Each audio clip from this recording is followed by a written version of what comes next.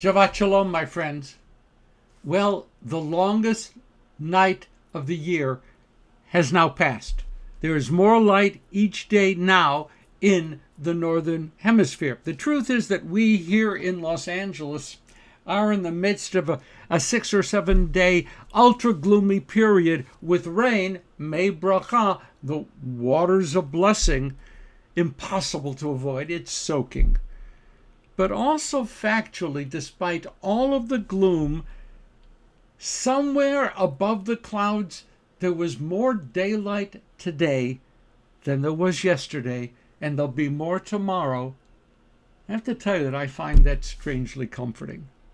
Our Sedra is Shmot, Exodus chapter 1, verse 1 and following, the first chapters of the book of Exodus, the second book of the 5 books of Moses of the Torah. What a superb collection of extraordinarily familiar narratives. We know them all. A new king becomes Pharaoh and enslaves the Israelites. 2 Hebrew midwives refuse to follow the Pharaoh's command to kill all of the male Israelite babies. The infant Moses, protected by his sister Miriam, is put in a basket and gently floated down the Nile, where he ends up being embraced by Pharaoh's daughter. Years later, Moses, reared in Pharaoh's house, has a deadly encounter with an Egyptian who is abusing an Israelite. So Moses flees to Midian and there meets Zipporah, soon to become his wife. Moses encounters a vision of the divine at the burning bush and thus begins his mission of delivering the Israelite people to freedom. All of that in the first 5 chapters of the book of Exodus. All of that containing the critical elements of the birth narrative of the Jewish people. We can't escape a troubling aspect of that slaying by Moses of the Egyptian who was beating an Israelite.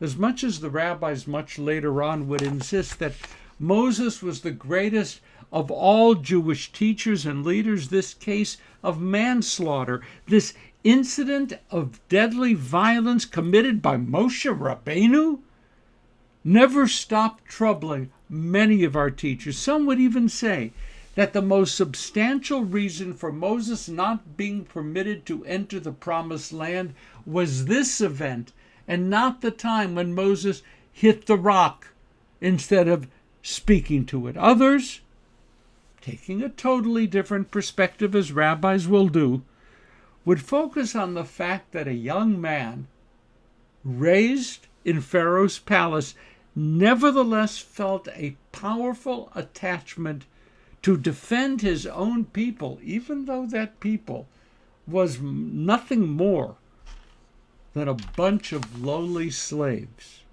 Now, one such attempt to salvage Moses' reputation takes a very interesting turn. The text says that before Moses struck the Egyptian, Vayifen cho v'cho, vayar ki ein ish. Moses turned this way and that way, seeing no one around, then struck down the Egyptian. The casual reader might be forgiven for reading this as Moses being very careful not to be seen. That's understandable, right? Moses stood to lose a great deal if Pharaoh's household discovered that he still harbored strong attachment to that band of slaves. So Moses looked around, then, seeing no one, killed the Egyptian. But another rabbi, trying to create out of Moses' life a template for how we should live our own lives, read our text very differently, and I love it. Vayar ki en ish means Moses looked around for someone else to do what needs to be done to save that poor, miserable Israelite. He looked around, ve'ein ish. No one was there. No one was there to do what needed to be done to stop the brutalizing of a slave. Moses could have turned his back and just walked away. But that, the rabbi insisted, is not what a leader should do. B'makom she'ein anashim hillel omer hishtadel lihiyot ish. It says much later on in the Talmud, Hillel says, in a place where there are no people to take responsibility, you step forward to be that person. I'll happily admit that this rabbi's interpretation, reading of the text, is more than a bit of a stretch. But I fully identify with the point that this rabbi was trying to make.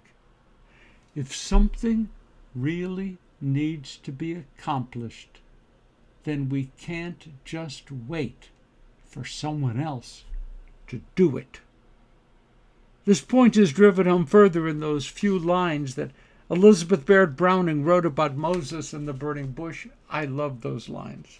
Browning wrote what is nothing less than a midrash about Moses being the kind of person who could see the truth hidden behind the mundane and the ordinary, to see the truth and then to choose to act upon it. This is what she wrote.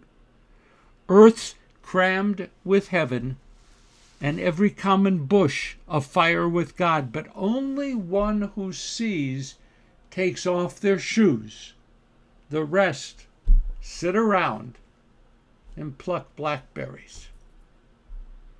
Most people don't see or can't see. And even when they see, most people don't understand what they are seeing. And even when they understand what they are seeing, most people do not choose to act upon what they have discovered. Browning, there is truth everywhere about us, divine truth, even in that common, ordinary bush. But the flame of that truth is simply not of interest to most people.